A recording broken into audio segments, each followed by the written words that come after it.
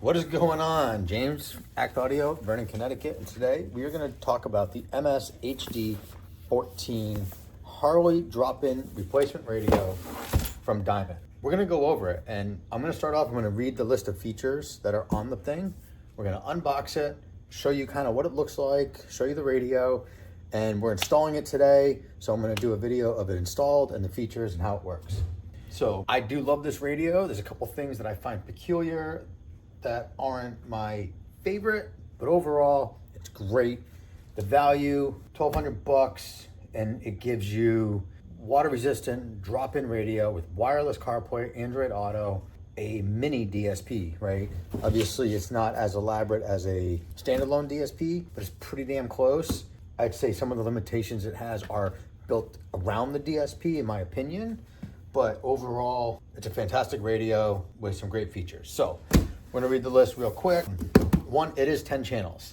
A little deceiving, but it has the 6 RCAs out and then 4 speakers out. The 6 RCAs are go to amps, the 4 speakers are high level, probably 20 RMS, 25 RMS, so that's not bad. And it does play at 2 ohms, which I actually did not know that, so that's cool. So, which makes sense if you're dropping it into a lot of your Harleys with the 2 ohm speakers. It is a 50 by 4 RMS at 2 ohms and 25 by 4 RMS at 4 ohms. Nice little power to it compared to a regular radio. They're usually like a 17, 20, something like that. Depends on the radio and the age. By 4 RMS radio. RMS is the standard that you should be living by when you're talking about this stuff. It has a 10 channel DSP with time delay, crossovers, adjustable slopes, parametric equalizer. It actually has 2 equalizers. One is global and the other one I think is comp. So the global affects everything. So if I make an adjustment and adjust all the speakers, the comp is individual. So it's really nice to go in with the comp EQ and do your fine tuning to each speaker. And then when you're all done, you can use your global. Your end user use the global to make overall adjustments that they prefer. It's a 7-inch screen. It does have a built-in Maestro RR2, which is pretty awesome. What that does is it allows you to do check engine codes, tire pressure, gauges, whole 9 yards. Nice little added thing. It says it's a glove-friendly touchscreen, so wearing gloves, you can use it. And my quick recommendation, obviously this replaces everything. My personal belief, if you have a GTS radio, that's a great radio. I'd add a DSP instead. Sorry, Diamond. Wireless Android Auto, CarPlay. It supports a bunch of different medias. It does have a Bluetooth line driver for maximum output, Bluetooth 5.2 streaming, so really good high quality Bluetooth streaming basically. AM, FM, and weather band. It is IPX6 water resistant. It does come with a gasket. I'll show you that right now, it's unboxing it. It does come with a gasket, so there's a little, you can see a break there. So you take that inside out, the outside is the gasket that you put on the bike so that the radio seals to it. It does retain your handlebar controls. It does have a backup camera input. I don't really know why we would want that, but I guess maybe someone that has a disability or is older and it's harder for them to turn around, it would make their life easy. 6 programmable auxiliary outputs for controlling lights, kickstands, air ride, and other accessories. So that's the Maestro.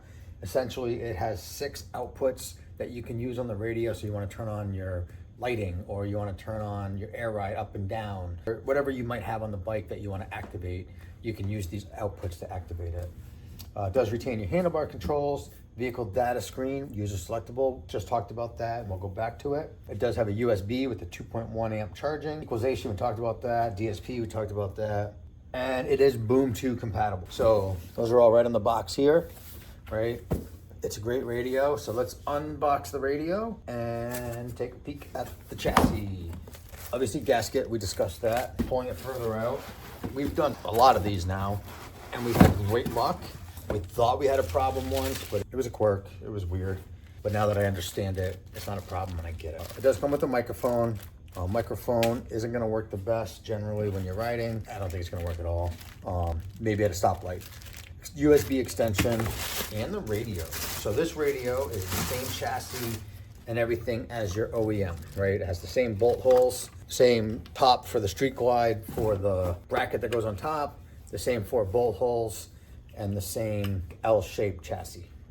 So it's virtually the same overall design and shape and everything. It does plug directly into your OEM plug, so you don't have to wire anything up. It is plug and play. It does have a Sirius XM port for aftermarket tuner.